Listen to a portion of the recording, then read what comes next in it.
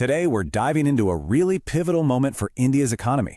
Imagine it's 2026, and the country's small and medium-sized businesses, the MSMEs, have just officially been declared the primary engine of its growth. So, how on earth did this massive shift happen? Let's get into it.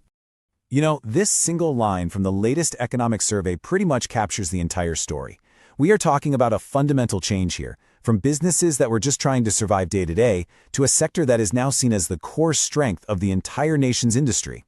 And look, this isn't just some fancy talk. It's now official government policy. The government is literally banking on the MSME sector to power its huge goal of a $5 trillion economy.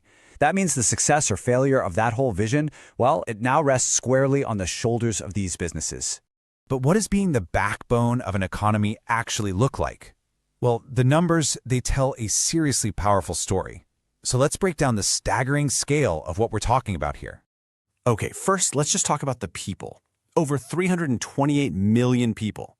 To put that in perspective, that's nearly the entire population of the United States, all working within this one sector. It is the second largest employer in all of India, which makes it absolutely vital for creating jobs. And their impact isn't just felt at home. These businesses are absolute powerhouses on the global stage. I mean, look at that. They're responsible for almost half of everything India sells to the rest of the world. A massive 48.58% of total exports. And all of this growth is being fueled by a huge surge in financial confidence. Banks are just pouring money into these MSMEs. Credit is growing at a mind-blowing 21.8% year-on-year. That just blows other industrial sectors out of the water and tells you exactly where the smart money is flowing. So let's kind of put all these pieces together. We're talking about nearly 75 million businesses. They contribute over 31% to the entire GDP, and they're responsible for more than a third of all manufacturing output. The scale is it's truly immense.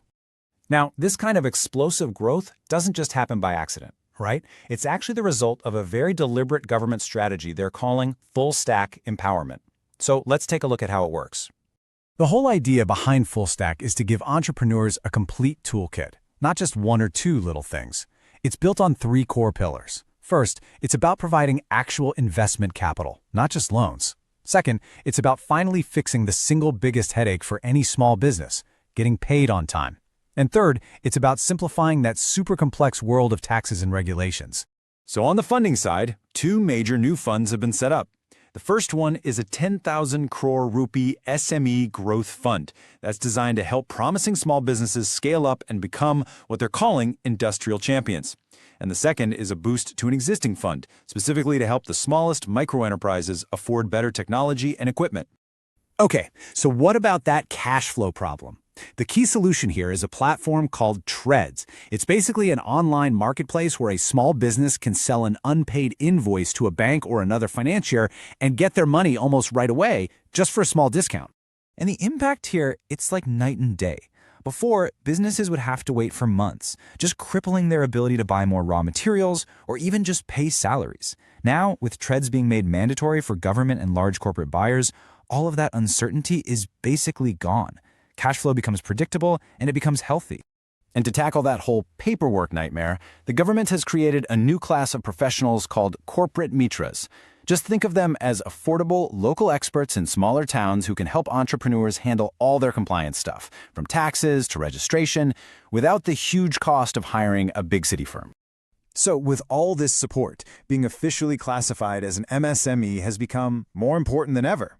But what does that classification actually mean in 2026? Because, well, the definitions have changed quite a bit. All right, here's the new breakdown. The most crucial point is that the government increased the investment and turnover limits by 2.5 times.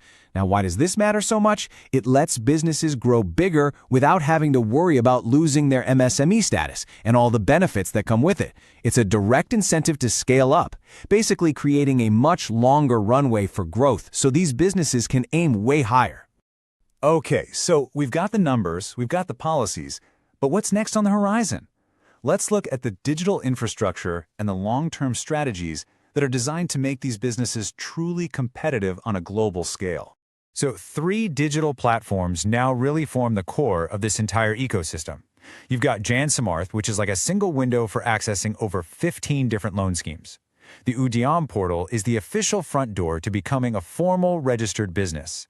And Samahand is the watchdog that tracks and helps resolve those delayed payments we talked about.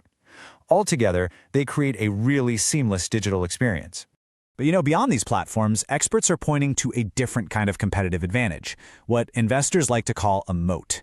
And for an Indian MSME today, that moat isn't just about making a great product anymore. It's about being deeply and really efficiently integrated into the larger domestic and global supply chains. That's the real game changer. And looking even further ahead, the final piece of this puzzle is future-proofing. See, to sell to major markets like the US and Europe, it's no longer enough to just be cheap. Businesses have to meet really strict environmental, social, and governance standards. So there's a huge push now to help industrial clusters adopt green tech, making sure they stay competitive for decades to come. Which, of course, brings us to the final crucial question. We've seen this absolutely massive transformation, right? It's been fueled by strategic policy, new capital, and all these digital tools. But is it enough? Are India's millions of small businesses now truly equipped to go head-to-head with the world's giants? Honestly, answering that question is what will define India's economic story for decades.